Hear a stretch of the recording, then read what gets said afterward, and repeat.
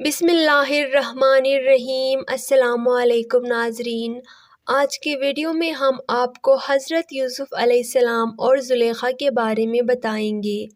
حضرت یوسف علیہ السلام اللہ تعالیٰ کے جلیل القدر اور برگزیدہ نبی گزرے ہیں۔ آپ علیہ السلام کے قصے کو اللہ تعالیٰ نے قرآن کریم میں احسن القصص یعنی سب سے بہترین قصہ قرار دیا ہے۔ حالانکہ یہ تمام تر قصہ حضرت یوسف علیہ السلام کی غمناک زندگی اور ان پر ٹوٹنے والے مصائب بیان کرتا ہے۔ اس قصے میں حضرت یوسف علیہ السلام کا اپنے والد سے جدا ہو جانا، ان کے بھائیوں کا انہیں کنویں کے نذر کر دینا، عزیز مصر کی غلامی میں ایک عرصہ گزارنا، آپ پر دست درازی کا الزام لگنا اور پھر معصومیت ثابت ہونے کے باوجود آپ کا زندان میں مقید ہونا۔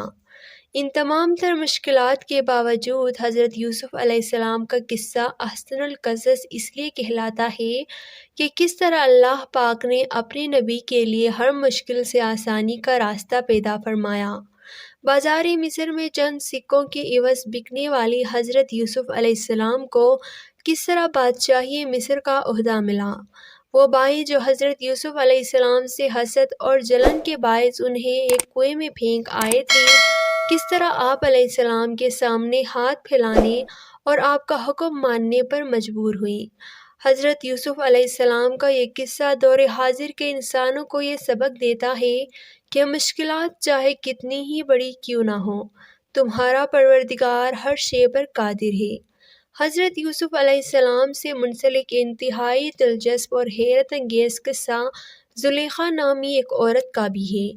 وہ عورت جو عزیز مصر کی بیوی تھی اور اس نے حضرت یوسف علیہ السلام پر دست درازی کی تہمت بھی لگائی تھی، لیکن بہت سے تفاسیر اور اسلامی کتابوں میں یہ بیان کیا جاتا ہے کہ عزیز مصر بننے کے بعد حضرت یوسف علیہ السلام کی شادی اسی عورت یعنی زلیخا سے ہوئی اور زلیخا ہی سے آپ علیہ السلام کے ہاں 2 بیٹے پیدا ہوئے۔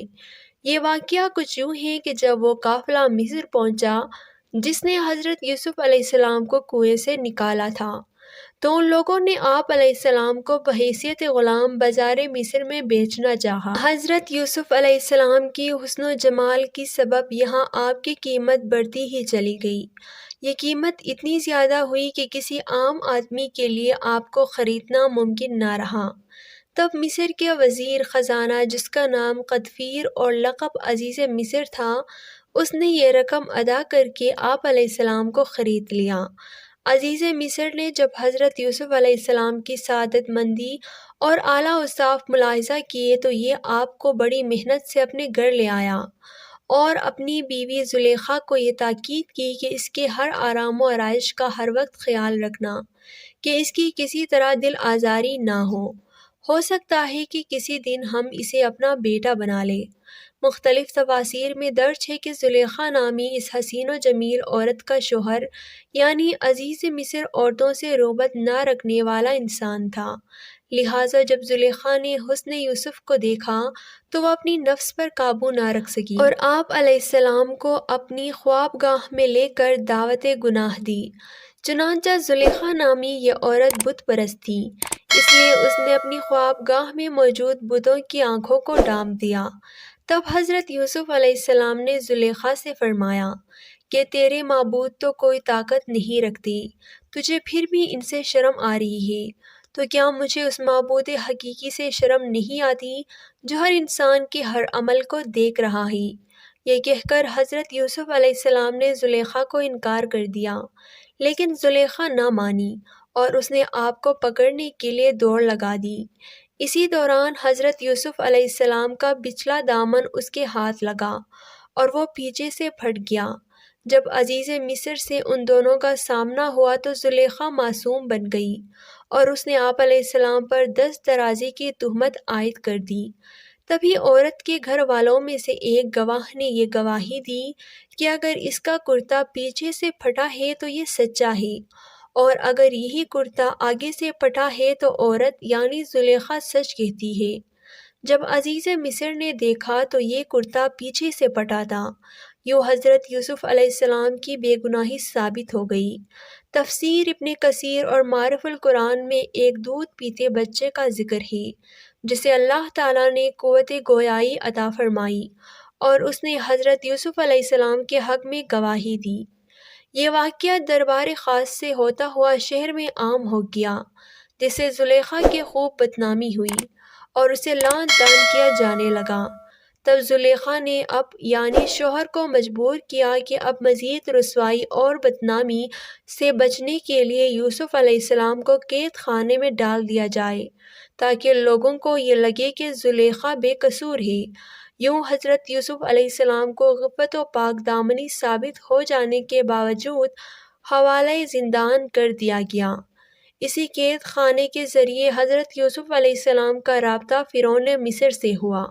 آپ علیہ السلام نے اس بادشاہ کے عجیب و غریب خواب کی تعبیر کی اور ریاست مصر کو قحط سے محفوظ رہنے کا طریقہ بتایا۔ یہ بادشاہ آپ علیہ السلام کی شخصیت سے کچھ ایسا متاثر ہوا کہ اس نے آپ کو اپنی شاہی خزانوں کا نگران مقرر کر دیا۔ آپ علیہ السلام کی قید میں چلے جانے کے بعد تدفین نامی عزیز مصر کو بادشاہ نے معزول کر دیا تھا اور کچھ ہی عرصے بعد یہ آدمی فوت ہو گیا۔ جب حضرت یوسف علیہ السلام قید خانے سے نکل کر عزیز مصر کے عہدے تک پہنچے تب اس عورت یعنی زلیخا نے بھی کھلے دل سے آپ کے سامنے اپنی غلطی کا اعتراف کر لیا۔ آپ علیہ السلام نے زلیخا نامی اس عورت کو نہ صرف معاف کر دیا بلکہ اس زلیخا سے شادی بھی کر لی۔ زلیخا کے خاوند قطفیر یعنی عزیز کی وفات کے بعد مصر کے بادشاہ نے زلیخا کا نکاح حضرت یوسف علیہ السلام سے کر دیا۔ جب آپ زلیخا کے پاس تشریف لائے تو فرمایا، کیا یہ اس سے بہتر نہیں جو تو چاہتی تھی؟ تو وہ کہنے لگی کہ اے سچے یوسف، مجھے ملامت نہ کرے، میں حسین و جمیل عورت بڑے نازوں میں پلی تھی۔ جیسا کہ آپ دیکھ رہے ہیں میرا خاوند عورتوں کے پاس نہیں آتا تھا، یعنی نامرد تھا۔ جیسا کہ اللہ نے آپ کو حسن دیا تھا میرا نفس مجھ پر غالب آ گیا۔ ناظرین، امید کرتے ہیں یہ خوبصورت واقعہ آپ کو بہت پسند آیا ہوگا۔ اگر ابھی تک آپ نے ہمارے چینل کو سبسکرائب نہیں کیا ہے تو جلدی سے سبسکرائب کر لیں اور بیل آئیکن کے بٹن کو بھی پریس کر لیں تاکہ ہماری نئی آنے والے ویڈیوز کا نوٹیفیکیشن آپ کو بر وقت ملتا رہے۔ شکریہ۔